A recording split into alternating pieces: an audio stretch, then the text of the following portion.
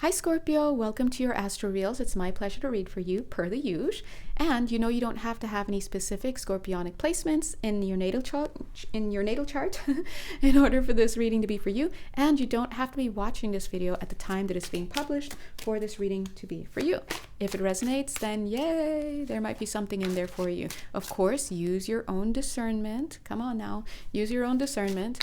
And if something doesn't resonate for you, I would invite you to take a step back, allow those energies to unfold a little bit more until they come more into the physical plane, and then see, come back and watch the video, see if it manifests for you. It may even manifest through the lives of those around you, right? We're just in the collective field right now.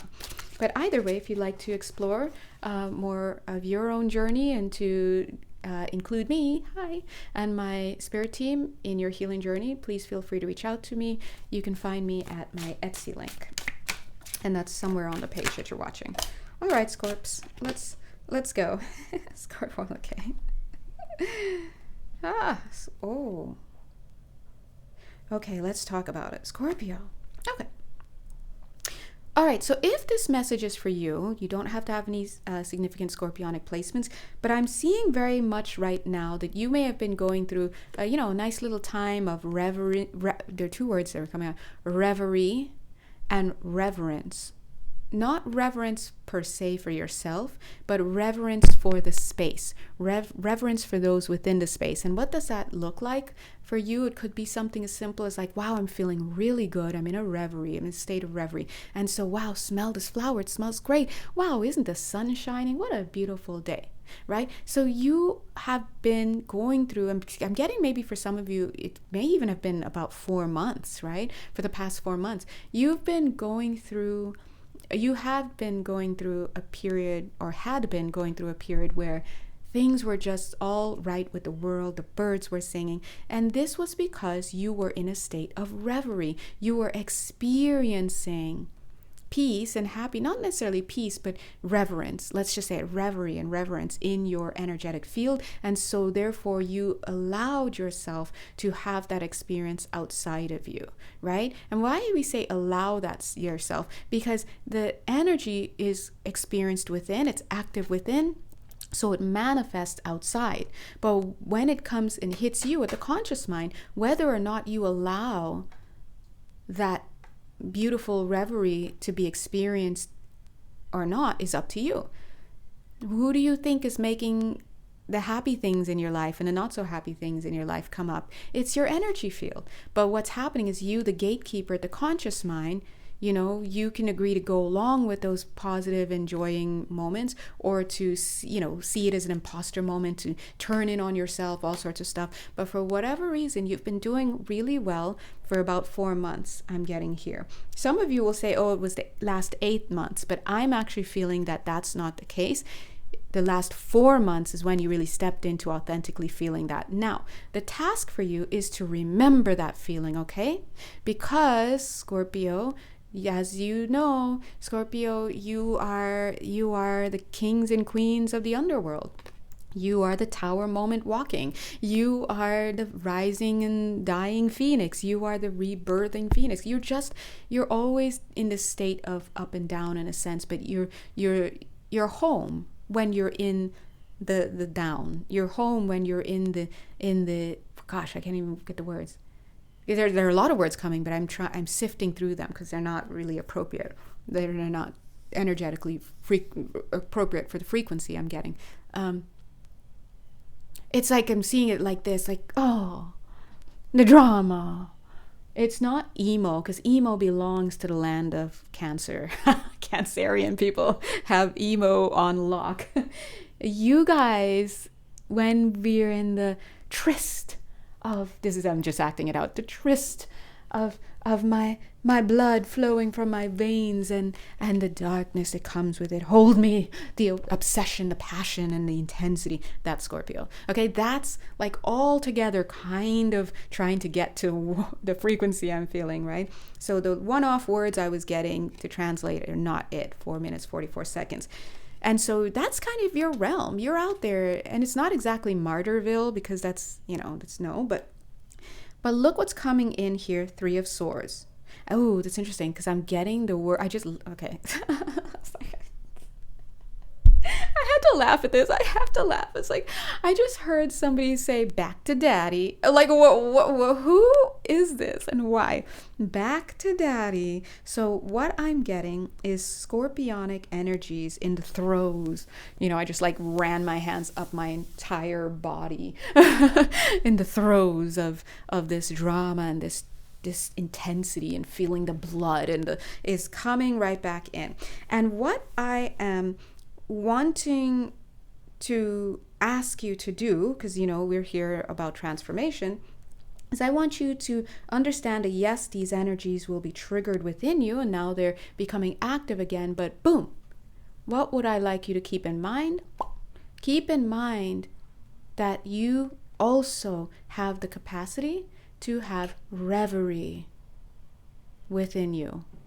And once you allow that reverie to really not only be active and manifest in your space, but to allow it in from a conscious mind level, you experience a state of reverence. The birds are singing. You appreciate the blue color of the little birdlets. You just had a churro. Don't ask. I would love a churro right now. And it's so soft on the inside and crispy on the outside. And it's just, perfect to the taste buds. And wow, the sky is a beautiful gray or a beautiful blue, or just you're feeling, you're experiencing. So Spirit is asking you to do a little double duty here, because look at the two cards that came out.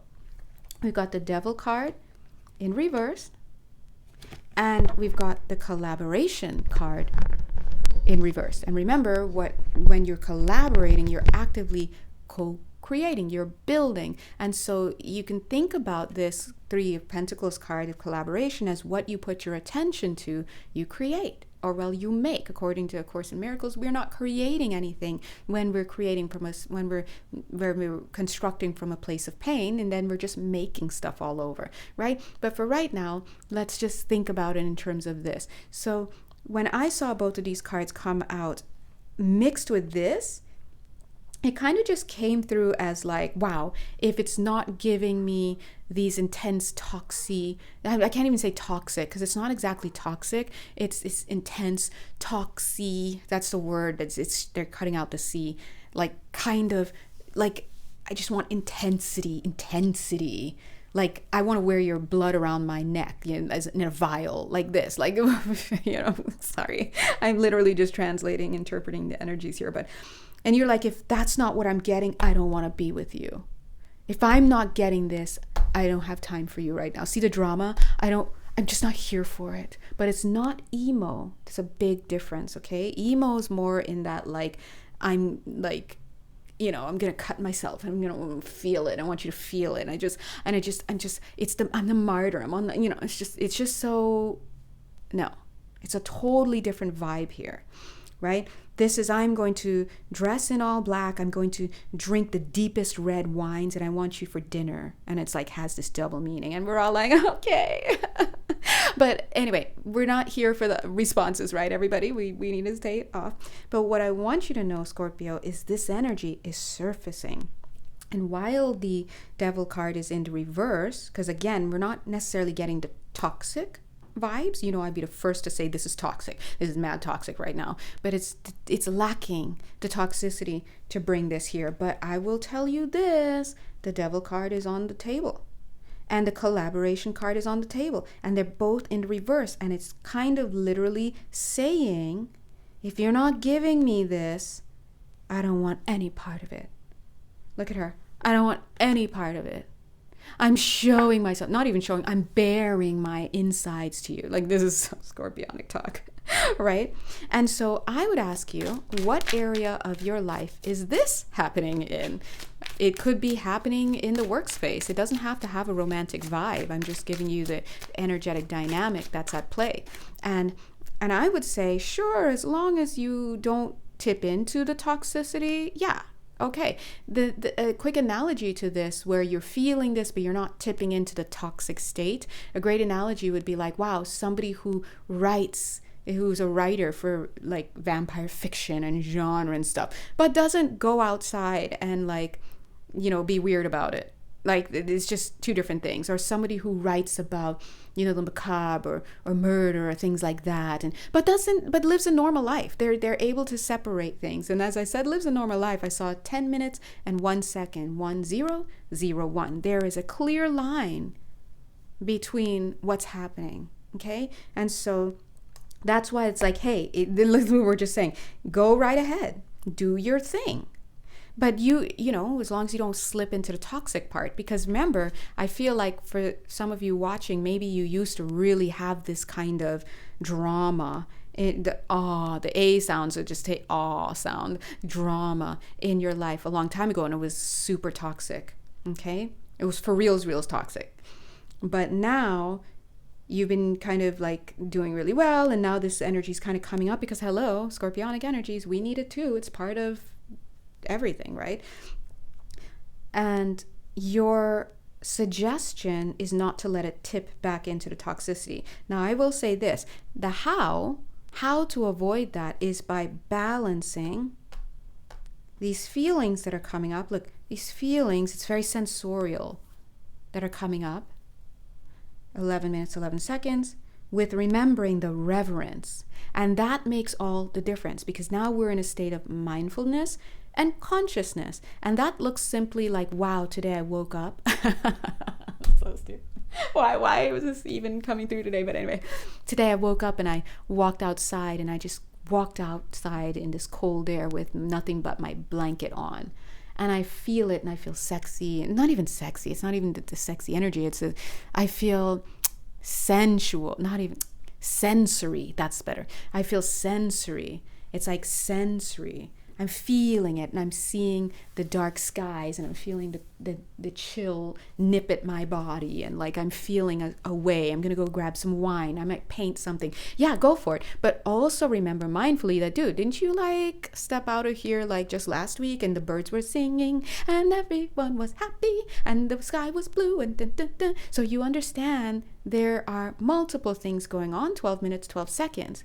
So the mature aspect of this, moving forward, showing your growth, is that you're no longer just allowing yourself to be in the throes of passion and this and that, and how dare you tell me that it's over, when can I see you again? You're not like doing that anymore. You're understanding, oh shoot, I was going through some things, my bad guys, going through some things, and came out of it, and I understand, I saw what was going on there, I was feeling myself, and I wasn't like really grounded in reality. But now I realize that I'm going to have days that are up and down, because and in and out, and there are going to be times when I want to feel ethereal, and times when I want to feel deeply sensorial, right? And there are going to be times when I wake up on the wrong side of the bed, and times when I wake up on the right side of bed, and times when I walk outside and a bird is there and it's beautiful, and I'm lost in the reverie of it living its life. And then the next day I wake up and I don't even hear the bird, and I'm just seeing its nest, and I'm thinking about mortality, and right? But you understand that these are just cycles, and that is the mark of maturity. And they're saying, and this is interesting, because I just finished recording, but not releasing yet, recording the Libra reading, which was all about relational learning, right? But here I see they're saying that once you do that, you're going to have a better, much better way of selecting a partner, partnerships in general. And look at this, because from a balanced place, she's holding someone up to her chest, right? If she was not balanced, she's going all over the place, being pulled by her stuff that's inside that hasn't balanced out, that she would be in all this ego, she would be in all this devil energy, this toxic energy. Why? Because it would be appealing to her. It would feel good. It's like feeding a need. Scorpio is very need driven, but everybody is. But their needs are like, I want your soul. I don't want your pretty smile. I want your soul. But when you start to mature and you understand that the soul doesn't belong to you, bro, you know what you're doing, and you're doing too much, when you're asking for that level of stuff, you can kind of like have that kind of play with your person, but don't believe it. You're not here to own someone. You're not here to possess someone or be possessed.